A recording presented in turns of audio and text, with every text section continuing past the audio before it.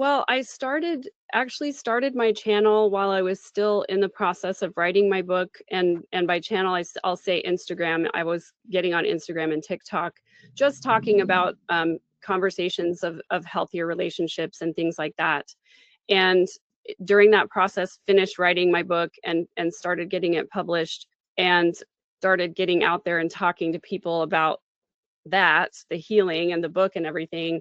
And then suddenly started talking about Lori's case. But the reason I started talking about Lori's case is because I didn't follow all of the media after she got arrested, because it was a lot of speculation, sensationalism, and I didn't really want to participate in that conversation. And I didn't want to show up just for the shock value of having a family member spill tea. I didn't think that that was a useful conversation.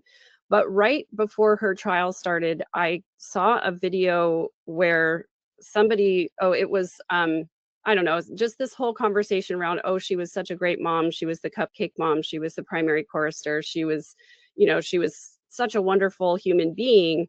And that was not my experience with her. And so everybody saw this side to her and said, oh, she must have met Chad Daybell and then just snapped.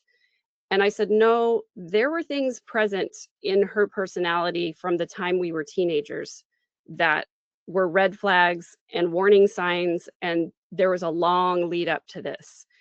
And I wanted to start the conversation that there was an unhealthy family system that she grew up in, married with an unhealthy religious system.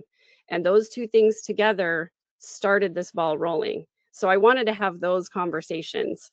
And that was the whole reason I started talking about the case in the first place. And so it is a marriage between what I was already talking about and what was happening and playing out in the media. And so what I always come back to, even when I do interviews about Lori, is that we all know somebody in our lives who is manipulative, whose relational habits are dysfunctional, who will lie to get something that they want,